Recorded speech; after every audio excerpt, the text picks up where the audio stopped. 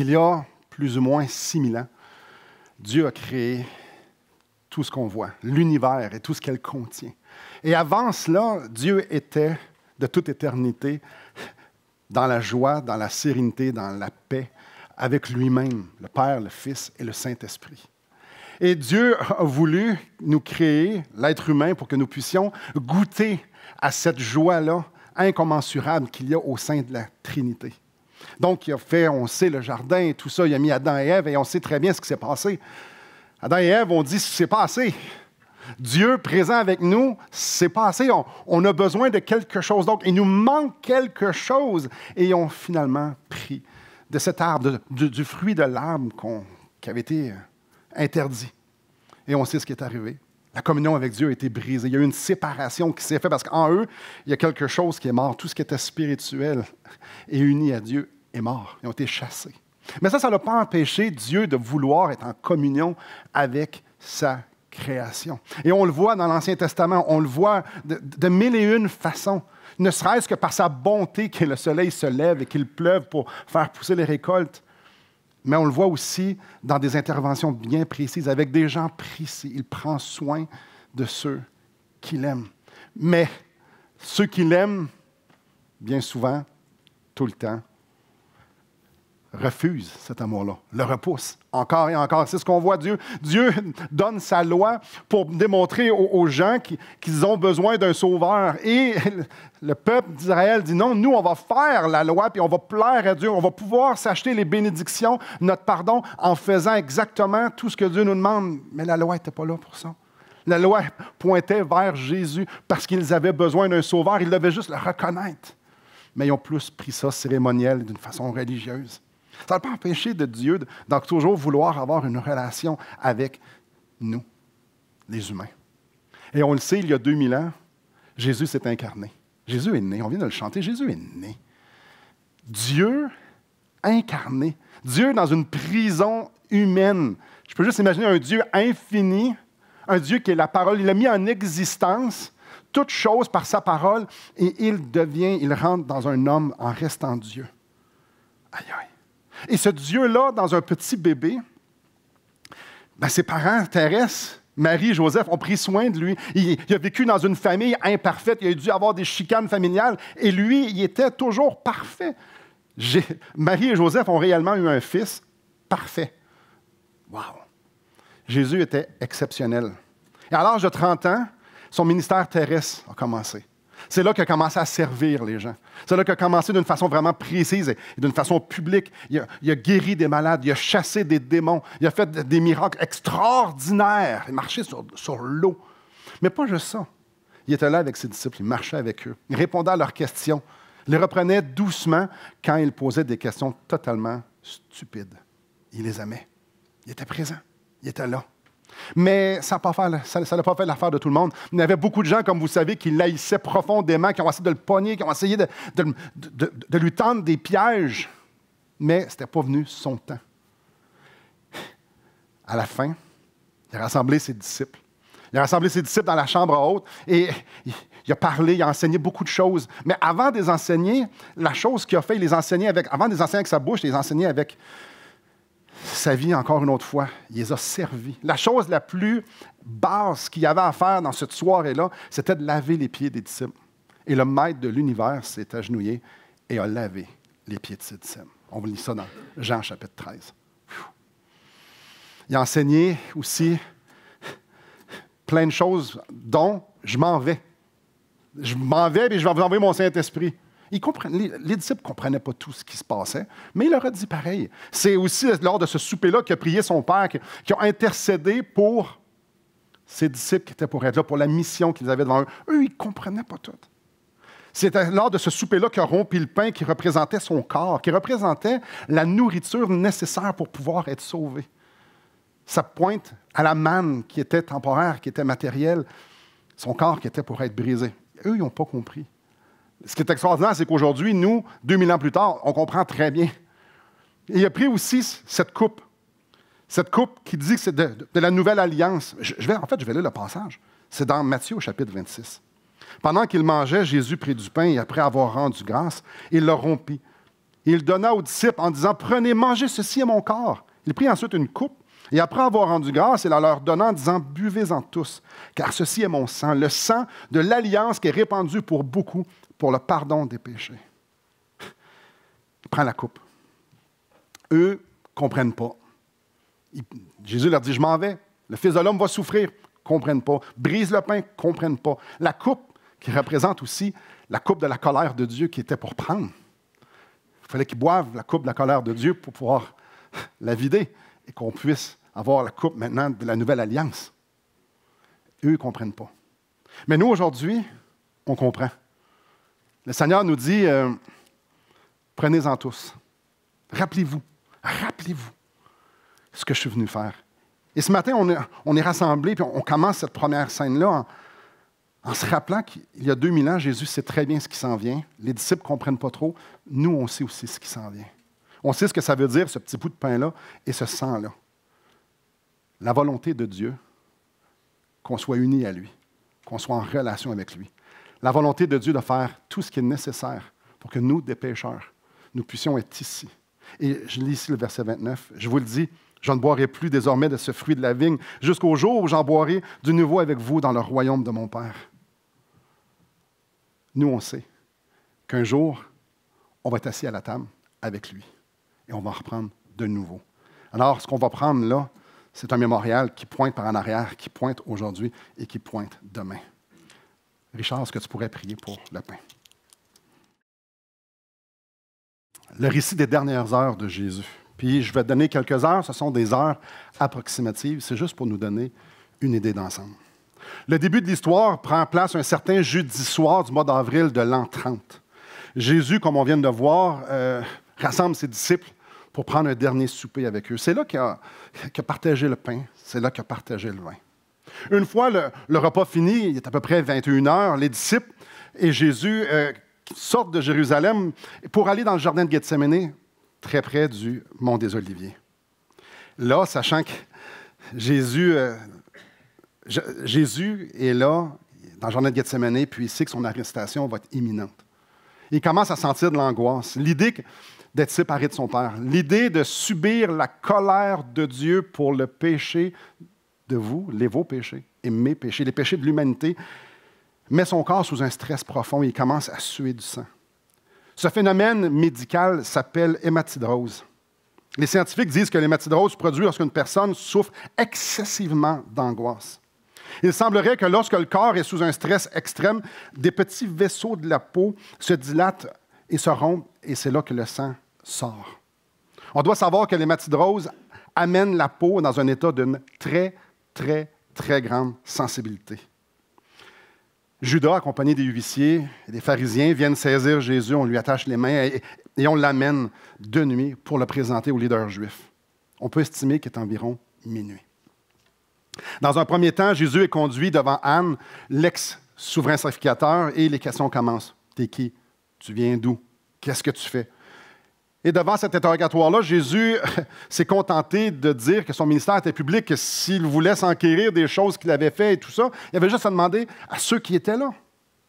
Les évangiles nous disent qu'un des serviteurs de Anne n'a vraiment, vraiment pas apprécié la réponse et il a frappé Jésus au visage. L'interrogatoire n'a vraiment rien donné. Alors Anne décide de faire comparaître Jésus devant Caïphe, le souverain sacrificateur qui est en fonction. L'arrestation, le déplacement, l'interrogatoire, tout ça a pris du temps et il doit être à peu près 1h du matin, 1h vendredi matin.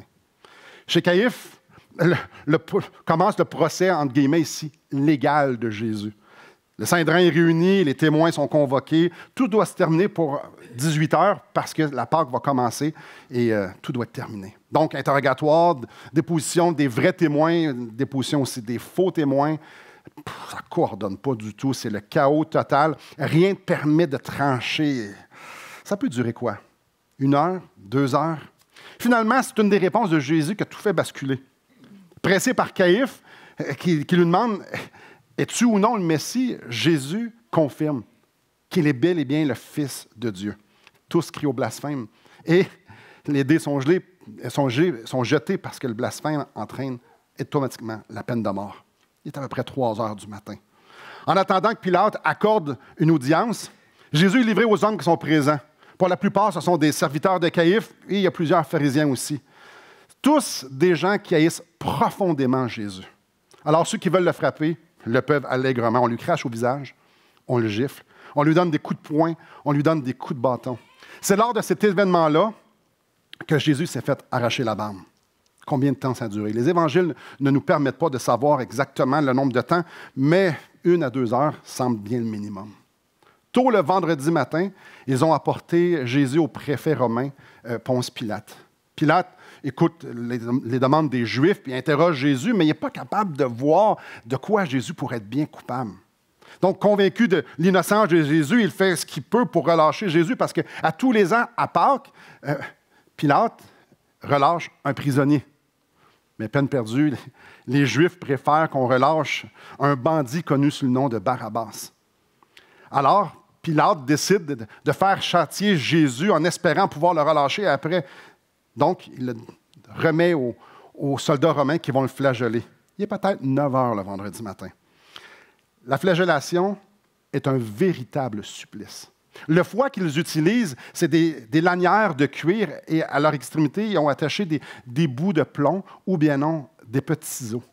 Les blessures occasionnées par les fouets romains étaient dévastateurs. Ça pouvait même entraîner la mort. Les coups portés par des bourreaux professionnels marquaient profondément la chair. Les experts en torture romaine ont déclaré que le dos d'une personne flagellée était rendu en lambeaux de sang et de chair, laissant les nerfs, les veines et les os du dos à l'air libre. Un homme dont la peau a été fragilisée par l'hématidrose, puis traumatisé par les violences de la nuit, un homme qui n'a pas dormi, qui s'est fait trimballer d'une place à l'autre pendant la nuit, il ne devait pas être très beau lorsqu'on l'a détaché de la colonne de flagellation. Mais ce n'était pas assez. Les soldats romains, après l'avoir détaché, ont décidé de mettre une couronne d'épines sur sa tête et de prendre un roseau et de frapper sur la couronne d'épines. Mais tout ça avec des paroles qui l'insultaient et en lui crachant au visage. On comprend lorsqu'on lit Ésaïe 52, là, c'est écrit « Il a été pour plusieurs un sujet d'effroi, tant son visage était défiguré, tant son aspect différait de celui des fils de l'homme. » Finalement, Pilate, après l'avoir couvert d'un manteau de pourpre, le montra à la foule pour essayer de l'arracher à la mort. Et il dit aux Juifs, « Voici votre roi. » Mais la vue de Jésus attise la colère et la haine des Juifs. Et pour Ponce Pilate, il ne pouvait plus rien faire pour Jésus. Il ne pouvait plus leur refuser la crucifixion qu'il demandait. Il est environ 11 heures vendredi. C'en est fini de Jésus. On va le clouer sur une croix, on va le laisser agoniser pendant des heures, agoniser de souffrance. Des souffrances qui vont être bien pires que celles qu'il vient de subir aux mains des Romains. Donc, on lui remet ses vêtements pour l'emmener à être crucifié. Impossible pour Jésus de porter sa croix environ un demi-kilomètre vers le lieu où il était pour être crucifié. Non, un passant réquisitionné, Simon de Cyrène, c'est lui qui était pour porter sa croix. Une fois arrivé au lieu d'exécution, on déshabille Jésus. C'est un grand mot, déshabiller. Parce que lorsqu'on met des vêtements sur une peau ensanglantée et qu'on attend, ça sèche. En fait, on ne le déshabille pas, on lui arrache ses vêtements. Ensuite, il faut clouer Jésus sur la croix. La croix est par terre et le condamné est couché sur le dos à terre. On se souviendra comment son dos était. Un bourreau immobilise son corps, un autre maintient le bras allongé, un troisième applique un clou ici dans le pli du poignet et frappe. Lorsque le clou traverse, il fractionne ou au mieux blesse beaucoup le nerf médian. Et c'est une douleur qui peut être comparée à si on prenait une paire de pinces, si on prenait le nerf sciatique et on le tordait. Une douleur incroyable. Donc, plusieurs coups de marteau doivent être donnés. Ce n'est pas des clous de finition pour que ça puisse être bien maintenu sur le bois. Et on fait la même chose de l'autre main. Autour des pieds maintenant, un coup de marteau et le clou traverse le premier pied. Peut-être 1, 2 coups et ça traverse l'autre pied. Puis plusieurs coups pour que ça soit tout, comme j'ai dit, tout bien fixé au bois. Et là, on prend la croix et on la lève. Et pour les Romains, la corvée est terminée. Il ne reste plus juste à attendre. Il est environ midi, les ténèbres s'installent sur la terre. Les clous passent en dehors des trajets des gros vaisseaux. Il n'y a pas vraiment d'hémorragie. La mort va être très, très lente et très douloureuse. on peut comprendre que le corps tire sur les poignets. La douleur est épouvantable. La seule façon de pouvoir se soulager, c'est de se lever sur les pieds, pour qu'il y ait moins de pression sur les poignets, mais sur les pieds, il y a aussi des clous. Un des premiers effets de la crucifixion, c'est la difficulté à respirer, parce que pour respirer, il faut se lever sur les pieds, parce que c'est impossible de pouvoir respirer avec le thorax ouvert. En gros, la crucifixion, c'est de s'asphyxier petit à petit. Jusqu'à un moment donné, tu n'as plus d'énergie pour pouvoir te lever sur tes pieds. Mais c'est long. C'est très long. Et comme j'ai dit, c'est très douloureux.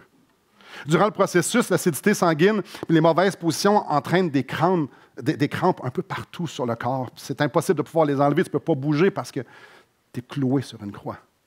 Les contractions musculaires, l'acidose entraînent des transpirations abondantes, ce qui entraîne la déshydratation. Puis juste pour vous mettre situé dans le temps, ça fait au minimum 18 heures que Jésus n'a pas bu. À un moment donné, Jésus dit justement, « J'ai soif ». On lui tend une éponge imbibée de vinaigre, mais évidemment, il ne touche presque pas. L'agonie se poursuit avec ses douleurs, avec ses crampes, avec son asphyxie progressive, son dos qui frotte sur la croix, sa soif, sa nudité. Les patients qui passent devant lui, curieux ou tout simplement pour lui lancer des injures. Les heures passent. Chaque minute ne sont que douleurs extrêmes. Cependant, le sabbat approche. Puis on ne veut pas se souiller avant le sabbat, donc il faut que les condamnés soient morts et qu'ils soient enterrés avant 18 heures. Donc les soldats ont reçu l'ordre de briser les jambes des soldats, comme ça ils ne peuvent plus se relever. Donc c'est ce qu'on fait aux deux compagnons de croix de Jésus, mais en arrivant à Jésus, ils constatèrent qu'il était déjà mort, ils ont juste percé son côté. Il est 15 heures. Le spectacle est fini. Les gens retournent à la maison pour se préparer au sabbat. Les gens retournent à la maison pour se préparer à honorer ce Dieu qu'ils viennent de crucifier. Pourquoi Jésus a tout subi ça? Pourquoi? Méprisé et abandonné des hommes. Homme de douleur et habitué à la souffrance, semblable à celui dont on détourne le visage, nous l'avons dédaigné. Nous avons fait de lui aucun cas. Cependant, ce sont nos souffrances qu'il a portées. C'est nos douleurs qu'il s'est chargé. Nous l'avons considéré comme puni, frappé de Dieu et humilié. Mais il était blessé pour nos péchés, brisé pour nos iniquités. Le châtiment qui nous donne la paix est tombé sur lui, et c'est par ses meurtrissures que nous sommes guéris. Nous étions tous errants comme des brebis, chacun suivait sa propre voie, et l'Éternel a fait retomber sur lui l'iniquité de nous tous. Pourquoi Jésus a subi tout ça? Parce que c'était ça la peine de mes péchés. C'était ça la condamnation, être séparé de son Père et subir la colère de Dieu. Ça prenait ça pour que je puisse être pardonné et que je puisse être justifié, moi et vous. Bon matin. À ce moment-ci, Simon nous a très bien décrit, même très touchant, les derniers moments de la vie de notre Seigneur, de notre Sauveur bien-aimé. Il a vécu l'humiliation, l'angoisse, la souffrance, sa mort à la croix. Là, on est rendu, on parlait de vendredi, jeudi, vendredi, on est rendu dimanche matin, très tôt le dimanche matin de Pâques. Il y a des femmes qui ont décidé de se rendre au sépulcre, à la tombe de Jésus. Mais quand ils sont arrivés là, la pierre était roulée. Puis, wow!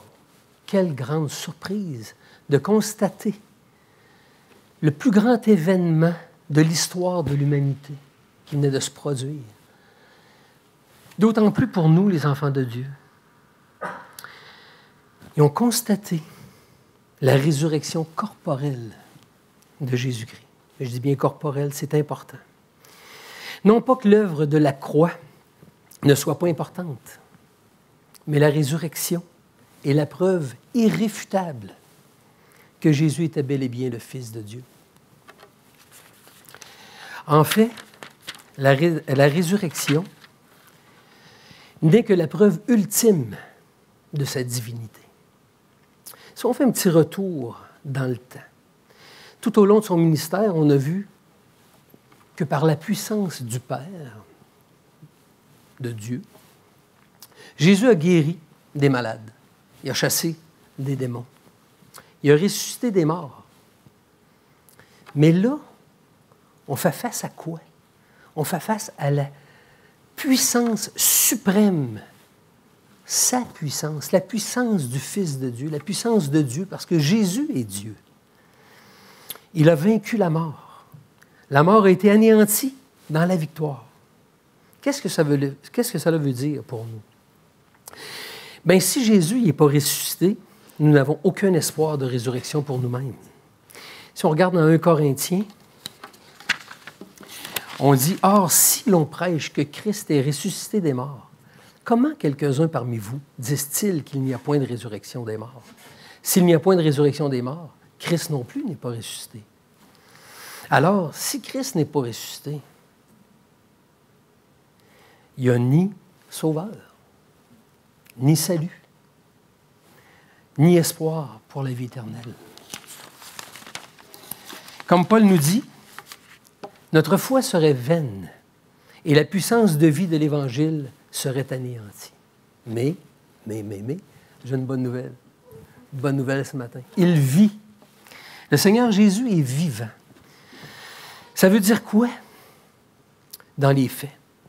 Bien, le Seigneur Jésus est fidèle, il est vrai, c'est la vérité, il est la vérité. Puis il nous avait déjà dit qu'il était pour mourir puis ressusciter 3 jours après.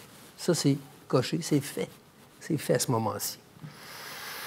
Il nous dit également qu'il va être avec nous tous les jours jusqu'à la fin du monde, dans Matthieu 28, 20. Il nous dit aussi qu'il allait nous préparer une place, dans Jean 14, 1, 4, je vous le lis. « Que votre cœur ne se trouble point. Croyez en Dieu et croyez en moi. Il y a plusieurs demeures dans la maison de mon Père. Si cela n'était pas, je vous l'aurais dit. Je vais vous préparer une place, et lorsque je m'en serai allé, et que je vous aurai préparé une place, je reviendrai, et je vous prendrai avec moi, afin que là où je suis, vous y soyez aussi. Vous savez où je vais, vous en savez le chemin. » Il est le chemin.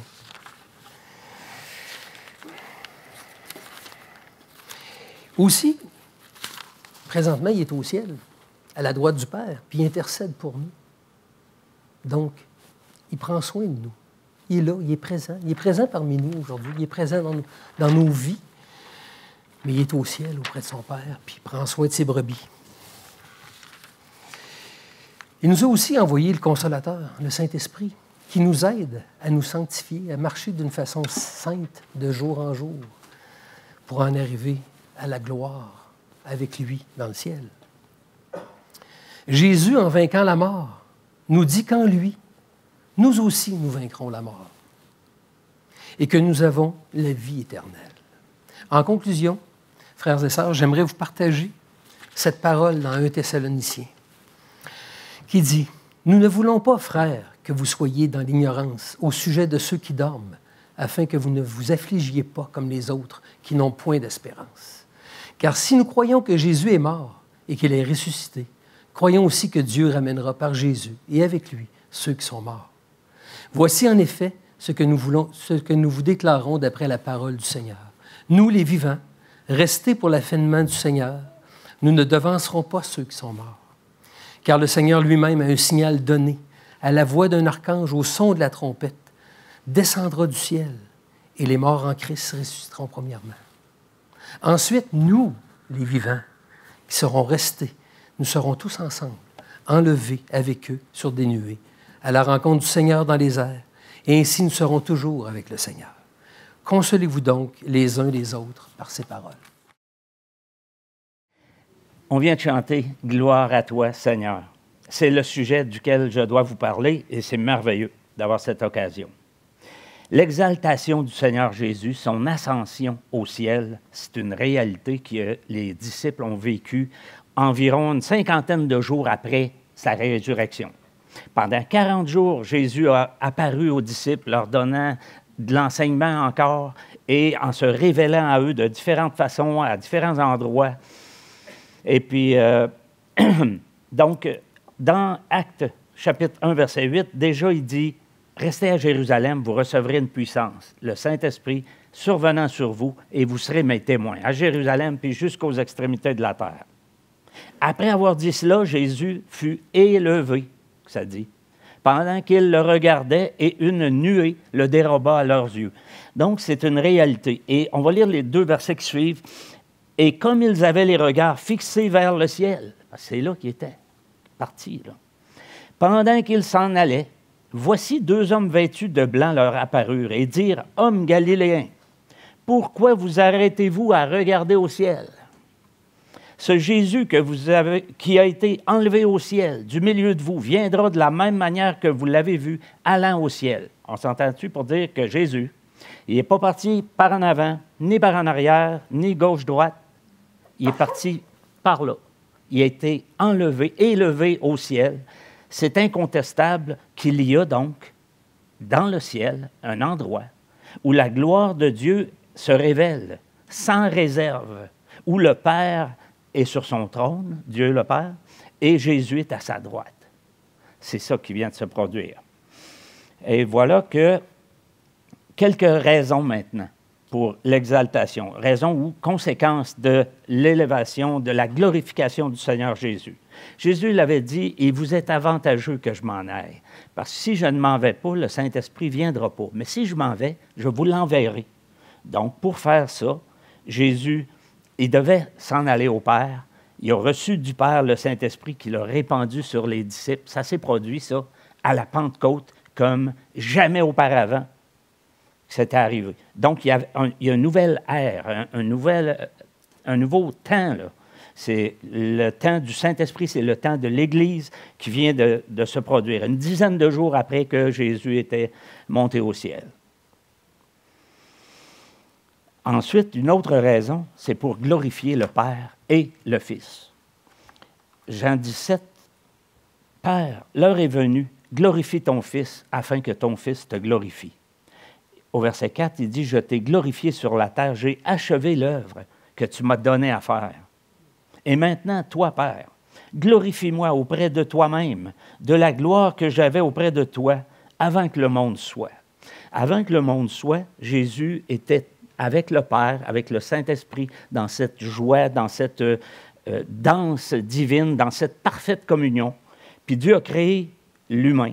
L'homme et femme, il les créa à l'image de Dieu pour nous appeler à sa gloire comme ça. Et c'est là où le péché intervient et c'est là qu'on est privé de la gloire de Dieu.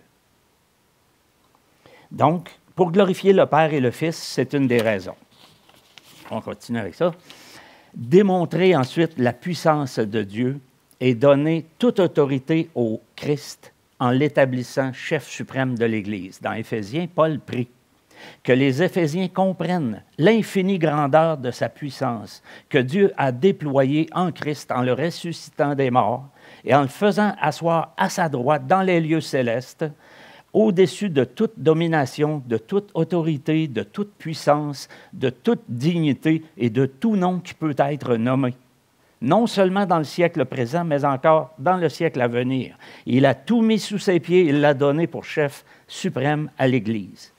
Alors, non seulement dans ce siècle-ci, mais dans le siècle à venir, Jésus est le nom au-dessus de tout nom, au-dessus de toute puissance, là, tout lui est soumis. Et ce n'est pas temporaire, là. C'est permanent. Pour l'éternité, ça ne changera pas. Le Seigneur Jésus a été humilié, on l'a bien entendu. C'est fini, cela, là. Il ne sera plus humilié, jamais. Une autre raison, c'est intercéder pour les élus. Paul nous dit dans Romains 8, « Qui accusera les élus de Dieu? C'est Dieu qui justifie. Qui les condamnera?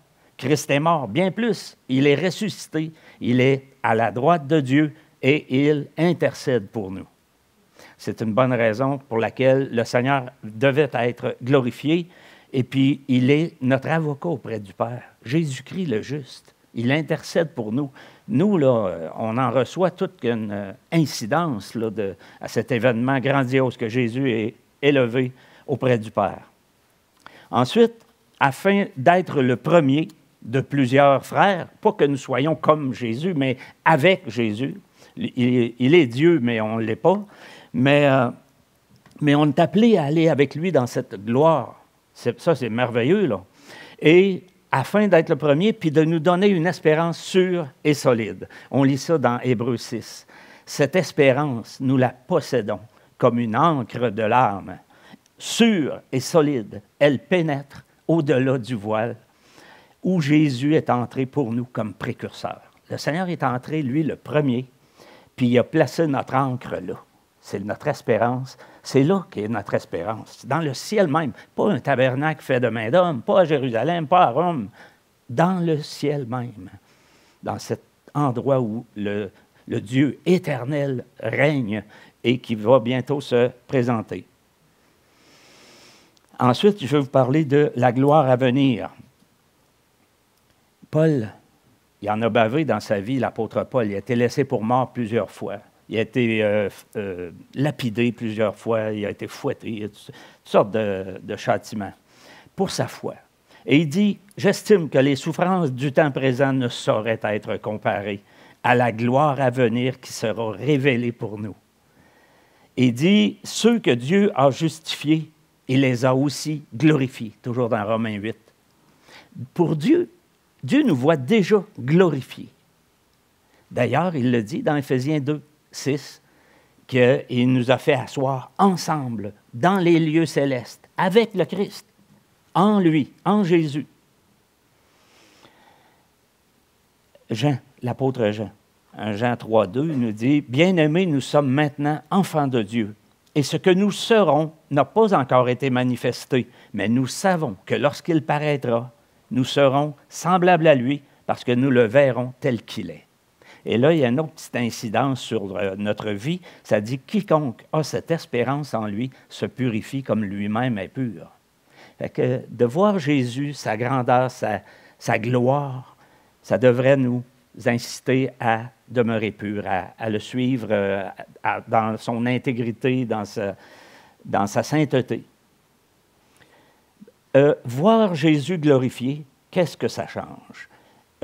Jean, dans Apocalypse, au premier chapitre, il voit Jésus dans sa forme glorifiée. J'ai une question quiz. Vous rappelez-vous qu'est-ce que Jésus a demandé à Jésus? Pardon, qu'est-ce que Jean a demandé à Jésus lorsqu'il l'a vu dans Apocalypse, au premier chapitre? Je ne vous laisserai pas chercher trop longtemps pour rien. Il n'a rien demandé. Parce que voir Jésus glorifié, là, il est tombé à terre comme mort. C'est ça que ça a fait pour lui. À celui qui nous aime, qui nous a délivrés de nos péchés par son sang, et qui a fait de nous un royaume, des sacrificateurs pour Dieu son Père, à lui soit la gloire et la puissance au siècle des siècles. Amen. Voici, il vient avec les nuées. Je suis l'alpha et l'oméga, dit le Seigneur Dieu, celui qui est, qui était et qui vient, le Tout-Puissant. Ça, c'est Jésus. Ça. Il continue. Jean dit, quand je le vis, quand il l'a vu, là, je tombais à ses pieds comme mort. Il posa sur moi sa main droite en disant, ne crains point. Je suis le premier et le dernier et le vivant. J'étais mort et voici, je suis vivant au siècle des siècles. Amen. Gloire au Seigneur Jésus.